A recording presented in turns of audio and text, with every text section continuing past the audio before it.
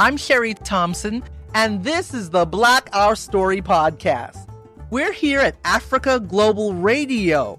Our story, our growth, our future. Wow.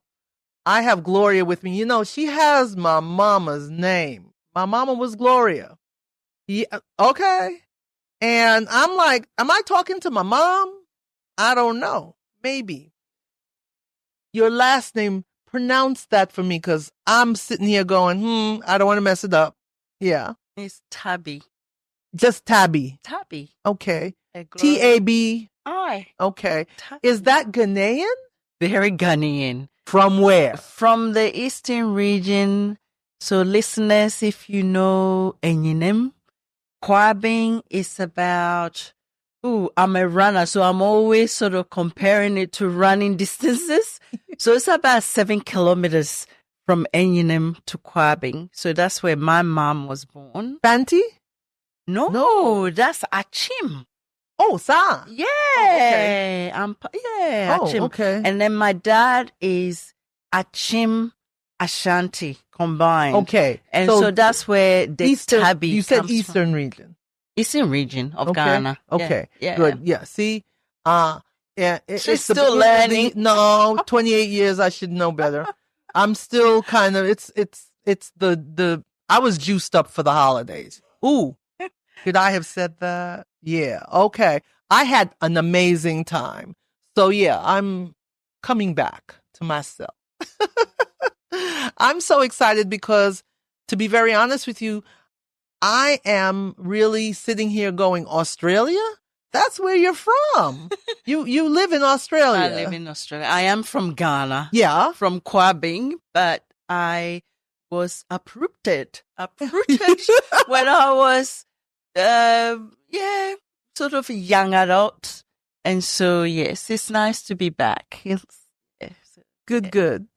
So let me talk about Australia, because, you know, it's a huge place. It's a continent.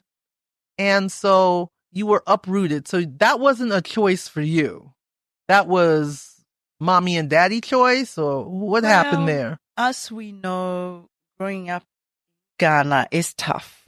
So when I was growing up, which is a very long time ago, and I finished my SSS, or I think back then we called that secondary school. So when I finished Form 5, this is a long time ago in the 80s, there wasn't much for young Black girl to really be doing in Ghana. It was tough. Life was tough.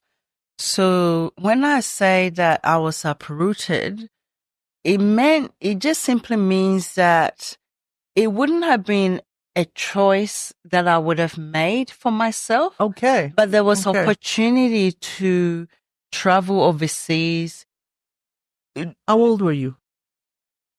I would say late teens. Okay. At that time. All right. And so still young, you know. In the West, we think that when you're 18, you're an adult. But looking at the life here in Ghana, 18, you are still a baby. Yeah. And so, there was... So you got to Australia. Yes, I got to Australia. So what opportunity opened up for you? Definitely I could have higher education. Oh. So that was really, really nice. I just did a bridging course, and within a couple of years, I was at university. Which university? Western Sydney University. Okay, all right. Which such opportunity wouldn't have been that easy for me as a youngster in Ghana. Was it because girl children were still not really given the opportunities back then? Definitely. Okay. So my mom, for example, was unschooled, and her reason was being that young girls were not encouraged to go to school when she was growing up, but her brother did. Mm-hmm. And so, you know, university in Ghana. Well, we have university. We do have it here, but I think that, I think we forget that how expensive in the 70s and 80s. I mean, things have changed in 30 years. Yeah. But I tell you what, parents had to pay for you to get education. So I'm not sure whether you grew up in Ghana, but I grew up in Ghana, right from a baby. I'm a New Yorker. And so to have a child have education actually means that your parents are paying from very young. The sacrifice. There's no free education back then in Ghana. I don't know in 30 years that this changed. We do. Which is exciting. F-cube. But free, compulsory, universal basic education. Well, it wasn't back then. So I've got friends in my hometown who can read and write. Okay? Because their parents couldn't afford, when I was growing up, to send them to school. And so I always say I was the lucky one because mom was quite insistent that the girls and the boys get education, which it wasn't like that for everyone. So you got to Australia, you have your education. What career path did you choose? What excited you? What was the passion? Okay. So that's a really interesting question, and I like to answer it so that we can see the way in which race has impact on a Black person, for example. So I couldn't just decide what I wanted to do. I had to look at my family and decide on what's it going to benefit them, which is very different to a child who is born in the West, who just decide to be their I own want person. to be an astronaut or whatever. And I feel my life has always been overshadowed by the fact that I was born in Africa. Okay. And so then everything I did and the struggles that my family had to go through, my life had to be better in terms of even I wanted to be an air hostess when I was young. But then it was something that it would have just benefited me. And so I had to push that aside and look at So you sacrificed. Yes, but it wasn't sacrifices that my mom had to do or anything like that. But still, it was a sacrifice of what I personally wanted to do. Okay. So you asked me what I ended up doing. I did tourism. I did tourism degree with the reason. Almost air hostess. But not quite. I like that. I like that. You kind of went into an area that skirted around, but it was air hosting. But I also wanted to be a teacher. Okay. It was another passion of mine. But there was a teacher already in the family. So I was told I couldn't be a teacher. They wanted some diversity? There was something else. So that something that could benefit the family.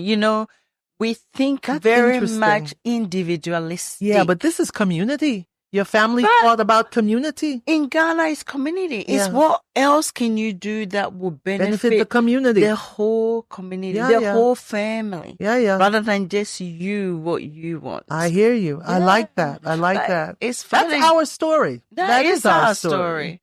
Yeah. I mean, I've ended up teaching more than actually getting the teacher training, but it sort of went a roundabout way. I heard the Australian accent just now. I heard it. It came out. It came out and bit me. It was like a kangaroo kicking me. Oh yes, I'm having a great time. This is the Black Our Story Podcast, and this is Africa Global Radio. Our story, our growth, our future. We'll be back.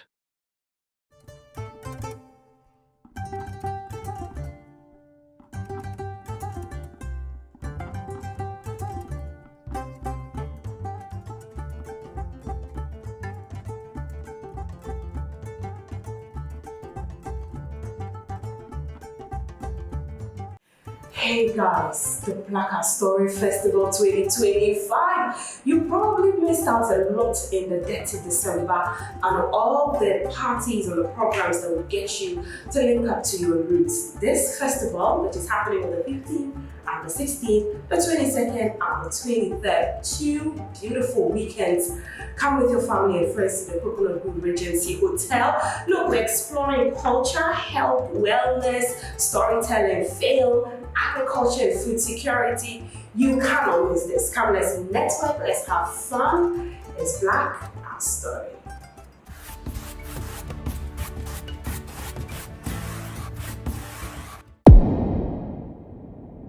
So here we are. We're back. I'm Sherry Thompson, and this is Gloria Tabi, and we're here at the Black Our Story Podcast. This is Africa Global Radio, our story, our growth, our future. You know, I love what you had to say about, trying to kind of get in with the community and what the community wanted. You couldn't really be an individual, and because racism had you kind of moving in that direction. Can you tell me a little bit more about that? Yeah, that is such an interesting question, and I actually wish we've got more time to really unpack that, because, growing up in Africa, like I said, it was tough. But I think people should start asking why is it so hard in Africa? What is it about a continent that is so rich in natural resources, yet we are the most poorest country in the world? One of the poorest countries in the world. Well, you're talking about Ghana as a country, or you're talking about Africa as a continent? Well, Africa as a continent, but for me, growing up in Ghana, it was poor. We didn't have very much. And actually, I get tears in my eyes when I say this, because I didn't realize how poor we were until I went to Australia. Okay. And I remember actually saying, and I still say it, is that how did we survive? How did we survive for basic necessity? I mean, things have changed, but they haven't changed that much. You think so? You only won't have to travel outside of Ghana, Accra, to see how people actually live. Yeah. And I've got family back in the village. Parts where they don't have electricity. Changes have not gone out into the hinterland at all. Where they have to still fetch water on the head and carry it on the head. So the racism is systemic. We're still colonialized. Colonized. It hasn't stopped. I mean, the colonizers left. But the system is still here. The system is here, and they took resources. They stole resources. They're still taking the resources. And the resources that they stole, we are still dealing with the ramification of what they did. Okay. And so that's why the problem carries on. But we can't get out of that. We're in a vicious cycle that we will never get out of. We are in a vicious cycle, and it takes time to rebuild. It takes time to rebuild, and that's what. So we can't leapfrog with all the technology we have. We've been leapfrogging quite a bit now. Well, it took 400 years of removing resources away from the continent. It's still doing it, though.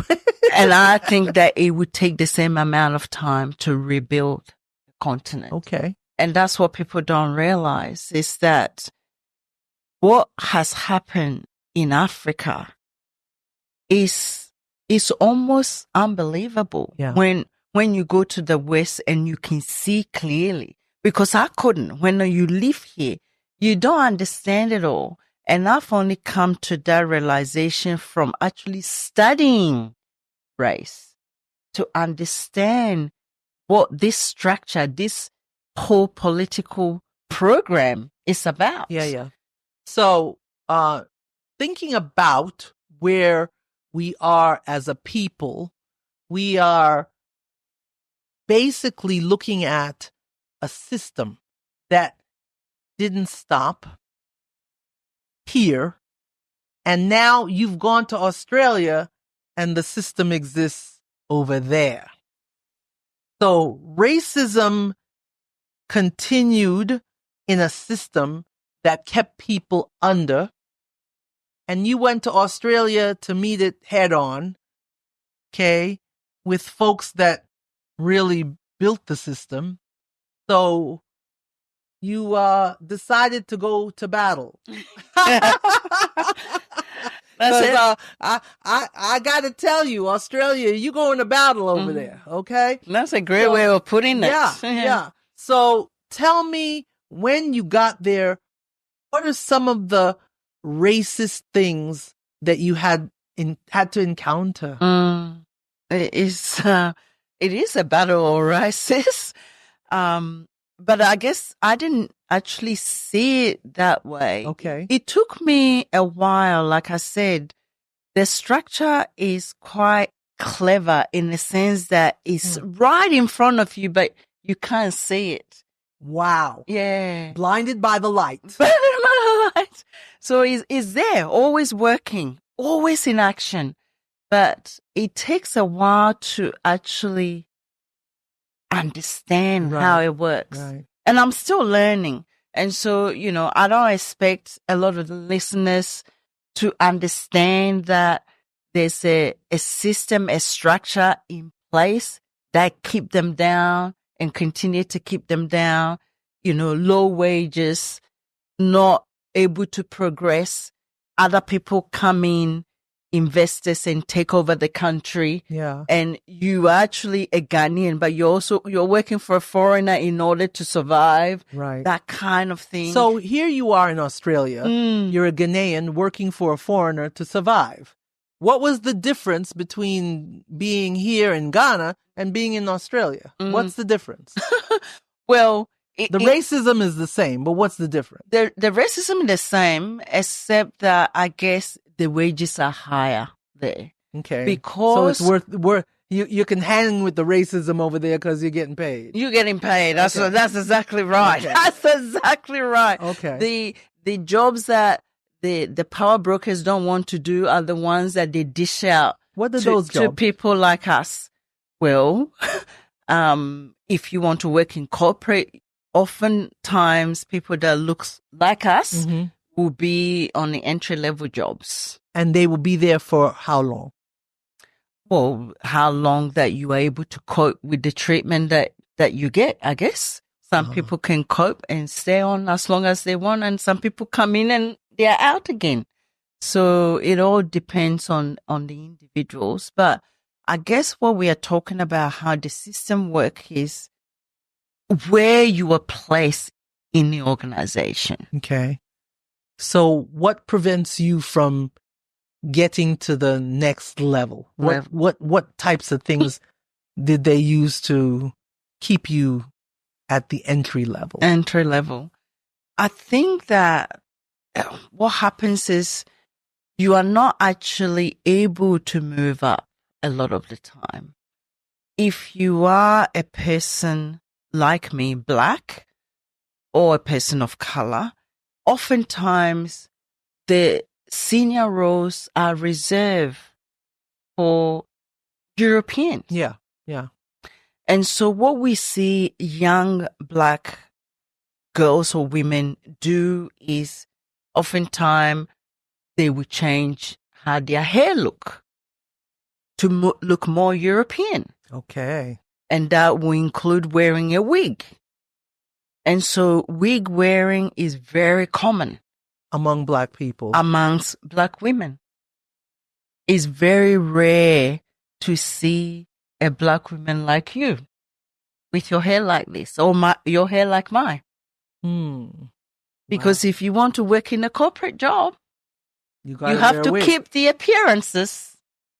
Otherwise, you won't get there. So it's about what you want to trade.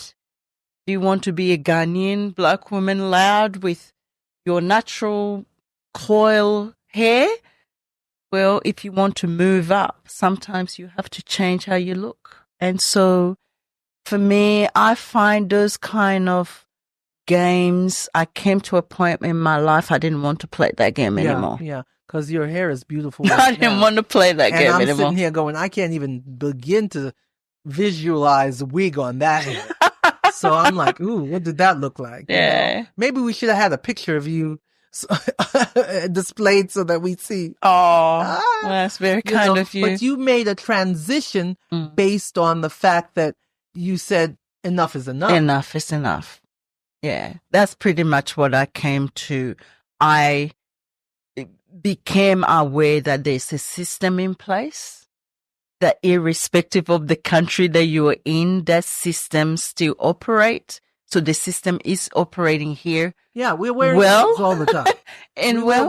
And I have not seen, and it actually broke my heart. Last year, I was here and I saw a 12-year-old with a wig, Ghanaian in Ghana wearing a wig. And I was thinking, why? Why? Why are we in our own country wearing a wig to go to work? Why is the television employs women that have used creams to look almost like white and wearing a wig to read the news at night to our young ones? Yeah. Why? Why don't we see celebrate beautiful women with their hair reading the news to us? So we are telling the West, who oppress us, that even in our own country, we try to look like them on our televisions. That doesn't make sense to me. So how can they respect us when we can't even be ourselves in our own country? Can't even embrace the identity blackness that we have, the blackness that we have. So for me, that's why, I am old and I am a grandma, but I've decided not even coloring my hair because of that, because this is how God has made me. And why do I have to change my looks in order to get a corporate job? So what's the corporate job going to do for my health? So what job do you do now? All right. So in Australia, I have to kind of put a disclaimer there. I can do this because I work for myself.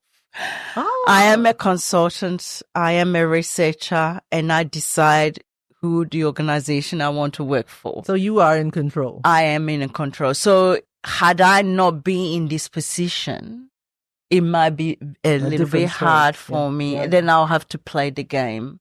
And so I guess, I can do this because I can afford to do that. Not many people can do that. And I don't want to blame the girls that wear a wig. And this is really, really important. If you're going to actually publish this, is that it's not their fault that they're wearing the wig. It's actually not their fault. It's not an individual choice. It's the system that makes us do that.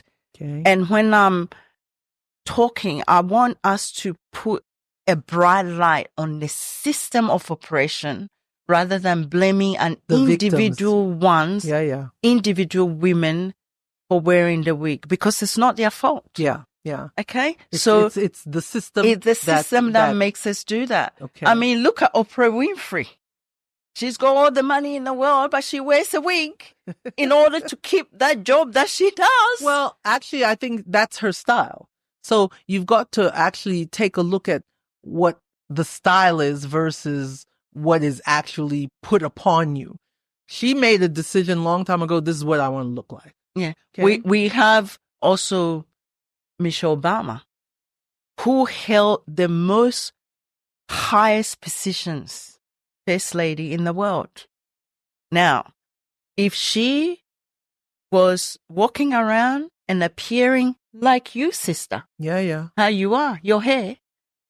What message would I have sent to our young girls? For me, it's about learning about how the system works and then being able to get to a position where you are comfortable. I mean, they called the shots. So when you're comfortable, what legacy are you going to leave for the young ones behind? Yeah. And what do you want to say? What impact? What do you want to say? What's the impact that you're going to And have? so these are the doors I'm now knocking for leaders, Black leaders who have made it to turn back and give back. Our young girls can't keep keeping their appearances.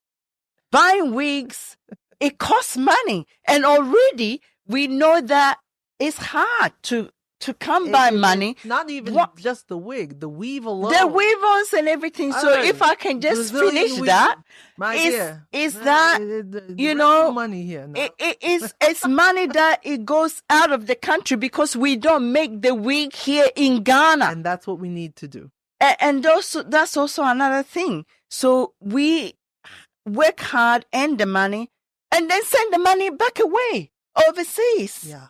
What for? Yeah. Because we have not figured out that this needs to be something that we need to nurture and have it produce, need to have it for ourselves, My mom is long not here, but she used to say, if a white man like fufu, by now we will have a machine that was making fufu. Because he will not keep standing there and panging the fufu. He won't be doing that. He would have made a machine to pound that just made the fufu just right. Yeah. Okay? And so if wig is what we want, then we need to find ways to make it here. Yeah. And not send the money back to people that continue to discriminate us. Yeah. You are lining the pockets of people that don't even look at you as a human. That's it. They don't look at you as a human. You are lining their pocket. They are driving Rolls Royce so that you can wear a wig. So that's what we are doing. Amen. I tell you, this is enlightening. Australia, I said, Australia. Okay, we're going to a continent I really have heard so much about, and it hasn't been good. But I'm glad you're telling me about our story there and what we have to face there. This is the Black Our Story Podcast. I'm here at Africa Global Radio, our story, our growth, our future.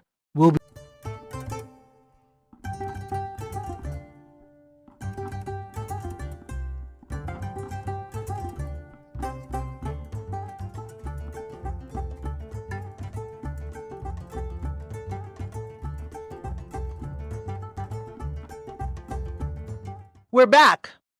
We're going to be solution-oriented right now because we can't sit here and say, this is a cycle we will never get out of. We're going to be getting out of this cycle right now. Right, Gloria? Well, we will try. Tell me a little bit about some of the solutions that you do and some of the things that you do in your diversity training and some of the things that you're pushing for our young people to embrace. Yeah, that is a really nice question, and it is tough.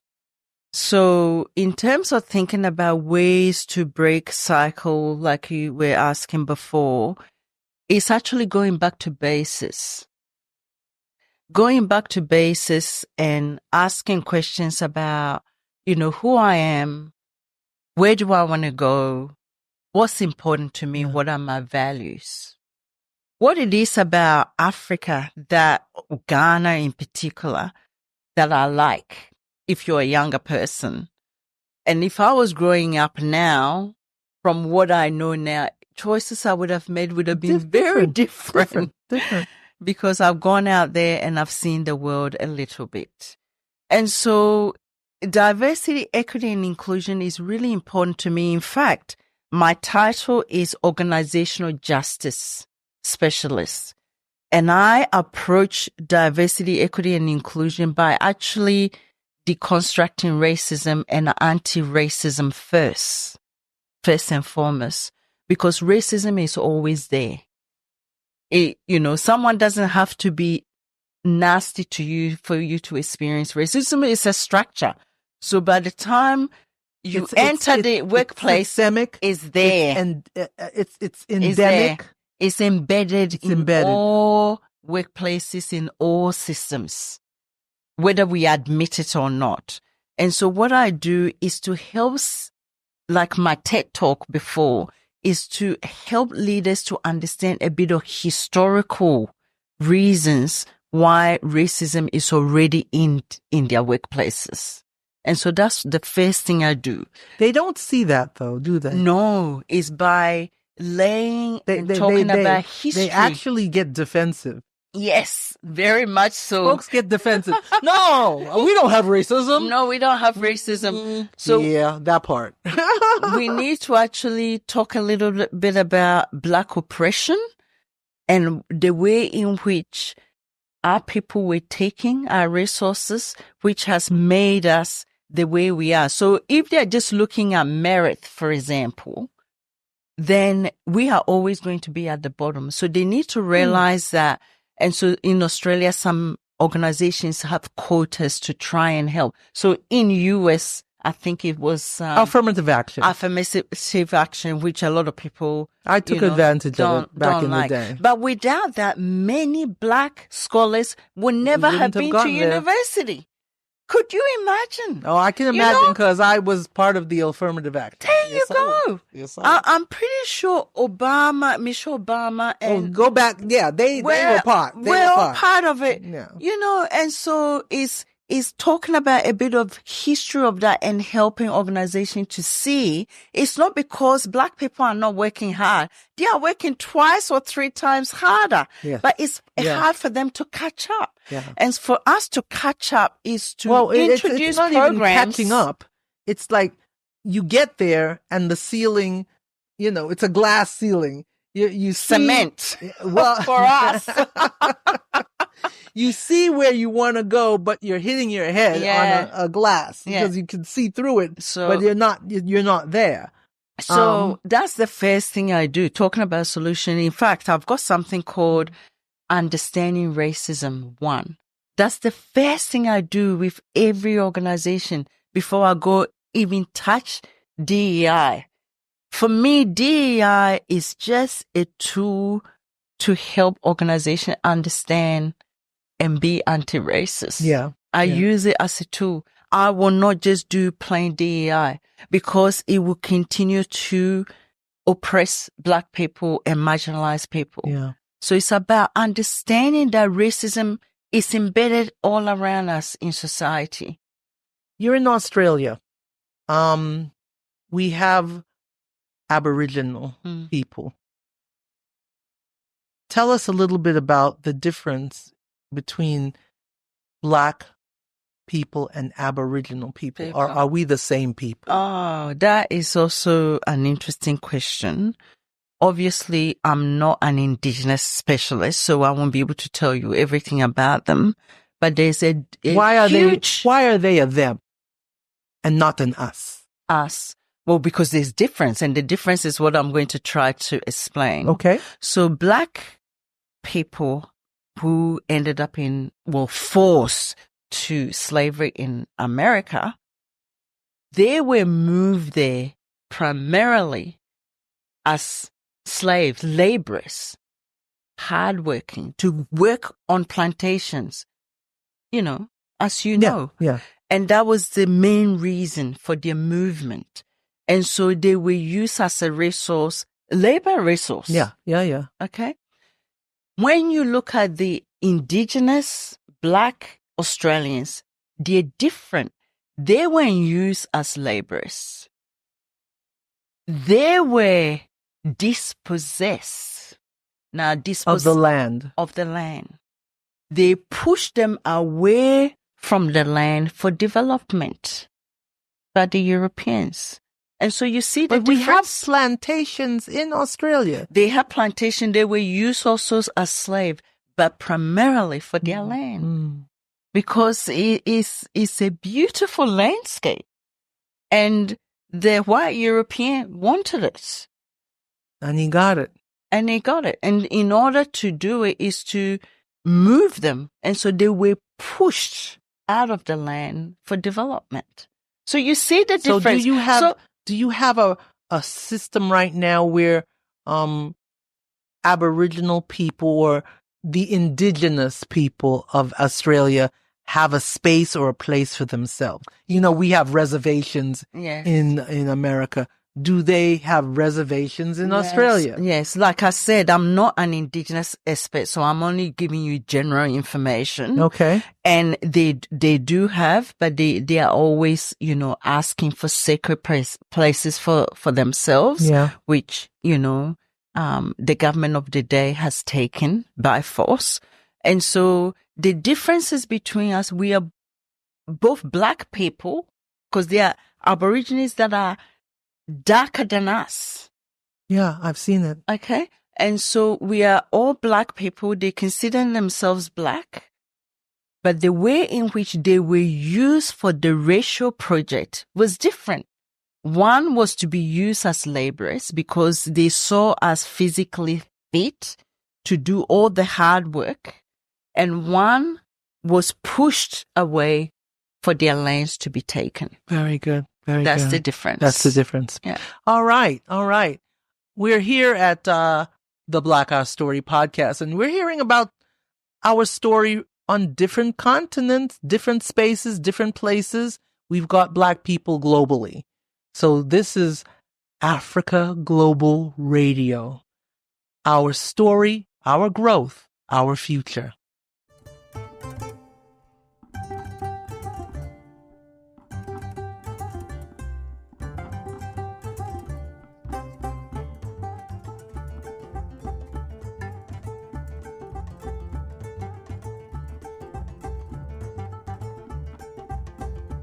Hi, I'm Sherry Thompson, and I'm coming to tell you what we're going to be doing at the Black Our Story Festival. Now, I'm not an e-gamer, but if you are, there's e-games. Wow, we have interactive murals. Wow, we've got pop-up museum. Go and learn about our story from all the people you need to know. We got a pop-up shop. Yeah, you can shop till you drop.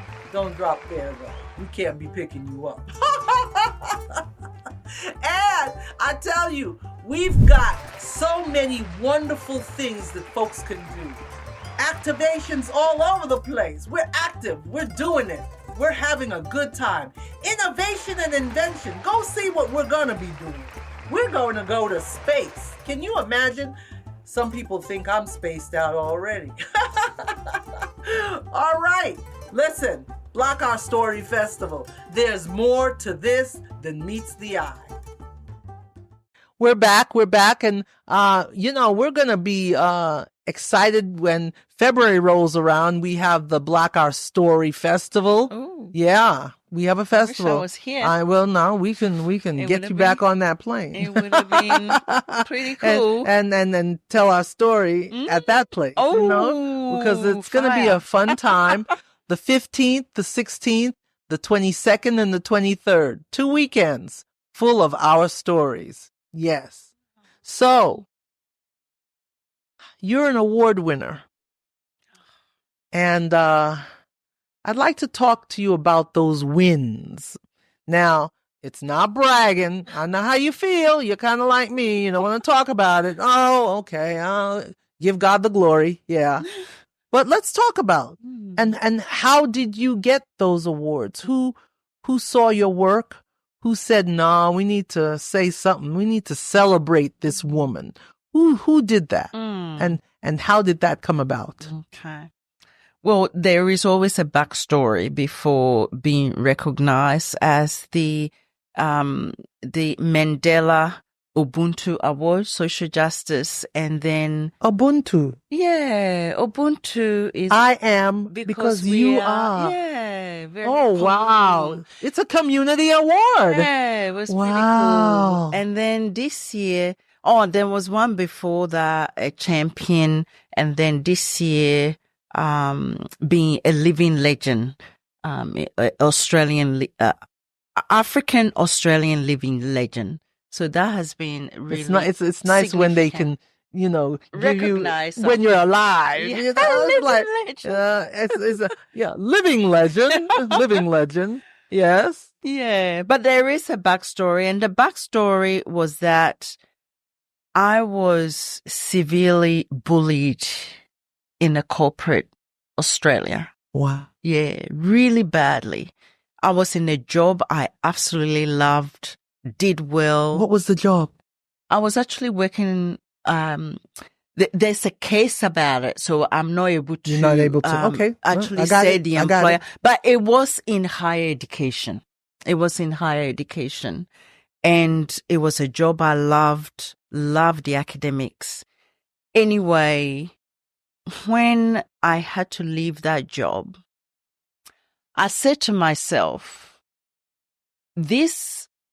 and before that, there's been series of bullying, racism in other jobs. Harassment. But this time, I actually took evidence of what was happening. Mm-hmm. You know, I've matured, with a couple of children, you matured and you know what's going on. And I thought, I'm not going to walk away like I have in all the other examples that are happening in my life. Yeah. This time, Enough I'm is actually enough. going to record some of the incidents to understand what's actually going on. Because it wasn't about, performance problem. It wasn't about not getting on with people. So what is it? What is it about? That is going on? And through that exploration got me into what I actually do now, which is, organizational justice specialist. Yeah. Took me onto research, and I decided to learn more about the problem that was going on. And the problem that was going on was all about race. Yeah. This thing that I keep circling back. And so when I took time to learn about that, I guess I became a bit fearless in speaking about this problem wherever I went. There's always a message in the mess. Yes. And Okay. I think people you went through a mess. Yes. Now you have a message. There you go. And then people, I guess, started noticing. And so if some of your listeners are on LinkedIn, you see a lot of my work there. That's Okay. the platform I use most of the time, because as a researcher, I look at the issues of race in the workplace. And LinkedIn is a platform that it can really hear the message, and it goes directly to leaders and corporate organizations on that platform. So a lot of my work is there. And I think people are seeing the things I talk about. And so I don't just talk about racism, but I also help leaders to solve that problem so that people that looks like me. Do they really want to solve it? Some do. Some do. Some are not. So, for example, the TED Talk that I did about hate discrimination of Black women and young girls, leaders have come up to me and said they didn't know that was a problem. Some of them didn't know. Or maybe they did, but they didn't pay attention. So I'm not sure. It wasn't something that they prioritized. And so then it starts a conversation, So I'm not there to attack. Racism is a system that those in power benefit. And so sometimes it's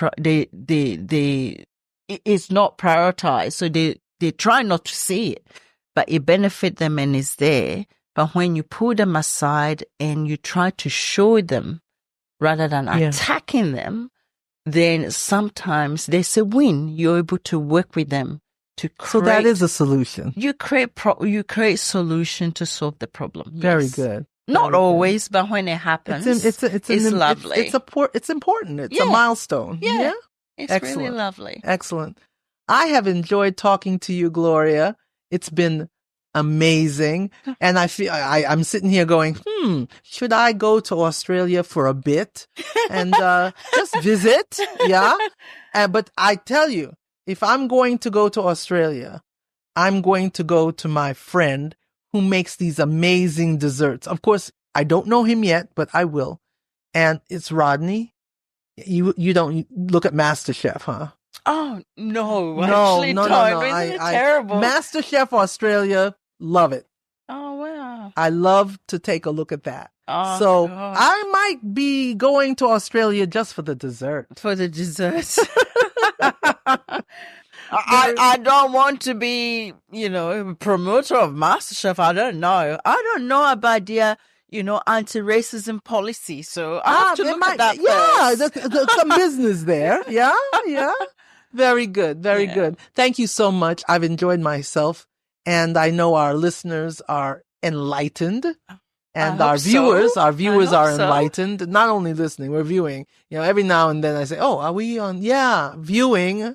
Viewers are enlightened. And we look forward to seeing you again very soon. This is the Black Our Story podcast. I'm Sherry Thompson, and I've been visiting with Gloria Tabi. And we are at Africa Global Radio. Our story, our growth, our future. Beautiful. See ya. It's been lovely talking to you as well, and I want to say to the listeners, if you have any questions about any topic that I've raised, please get in contact with me. It's Gloria Tabi, Tabi. You'll find me on LinkedIn. Please hit me with your questions, because I don't want you to listen and think that, oh, I wish I've asked her this question. So reach out, and if I can help, I'll be more than happy to. Thank you. You've heard it there.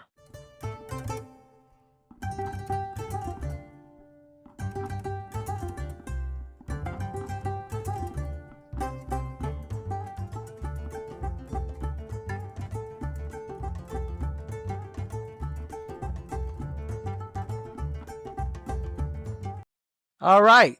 So what I want to ask you is, how has Ghana been for you after coming back? 30 years ago you left. Now you're back. What's happening? How do you see the country? Wow. Ghana is interesting because in some ways it's the same, and in other ways it's changed so much. Yeah. I mean, we didn't have Momo when I was growing up. It's convenient. So that's pretty convenient. That's pretty convenient. We definitely didn't have Mecom and Atlantic Mall and places like that. Yeah, yeah. So that's so different. And in some ways, when you look at that, it looks progress because the mall. But, I'll ask the question, when you go to the mall, who do you see? Yeah, yeah. Who do you see? Are the faces you see are the ones you see back in Kwabing or Enyinem, those people in those malls? Air conditioned, really lovely, walking down the aisle. Yeah, we need to inclusion, isn't it? Who do you see? Do one of the things that got me a while back was cocoa farmers not even understanding how chocolate tastes. Wow. Yeah. That's interesting. Yeah. That's a whole conversation to have. That's a whole conversation. But in terms of coming back, so yeah, many things have changed and it looked progress. But I feel there are a lot of things that we've actually digressed a little bit. You need to spread the love, isn't it? You need to spread the progress. We haven't spread it to the hinterland as best as we could. Yeah. But also those places that I've just mentioned are foreign owned. And so what are the trade and the things that are Ghanaian owned? Made in Ghana. Yeah. Or owned. So that those people spending are actually staying in Ghana the money helping. So stays to build this country. Yes. Yeah. One thing I know that's changed significantly is that the roads were bad, but I think they've gotten worse. And so there's potholes everywhere. I mean, the main roads are nice, but as soon as you veer from there, it's not.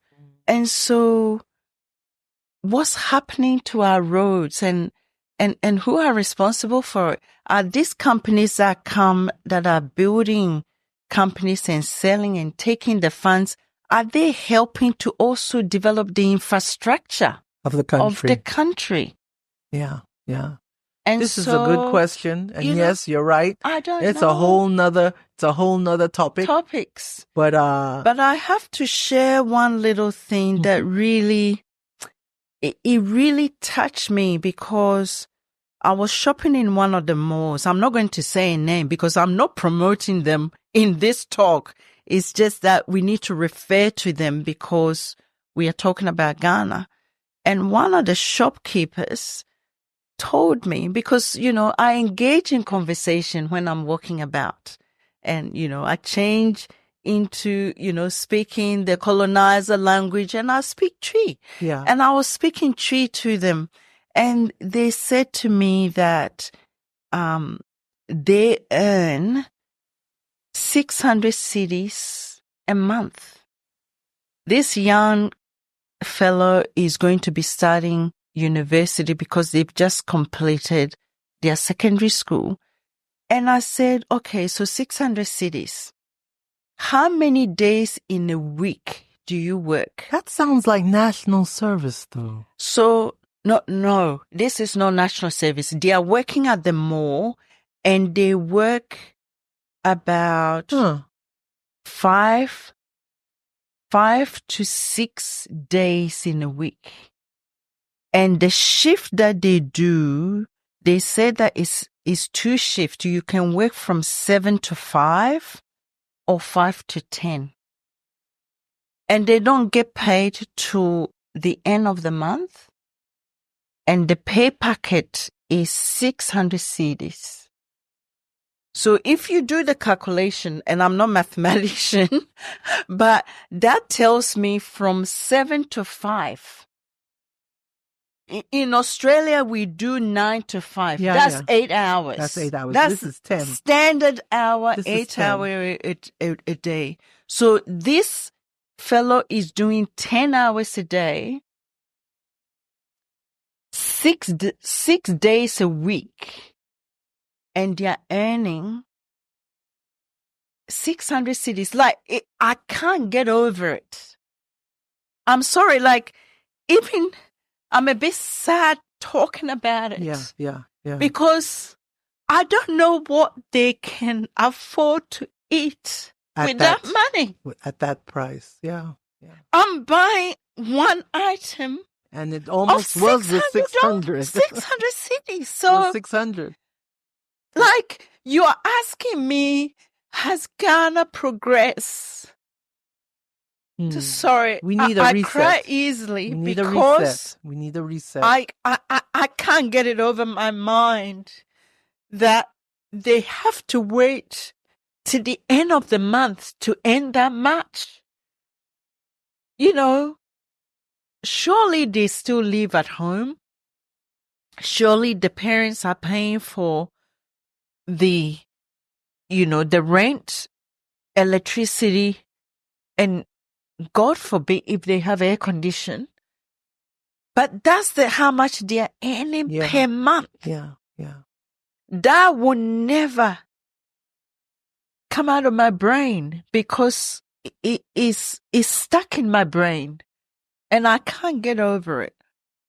So how can you say Ghana is progressing with something with like this kind of wages? Yes.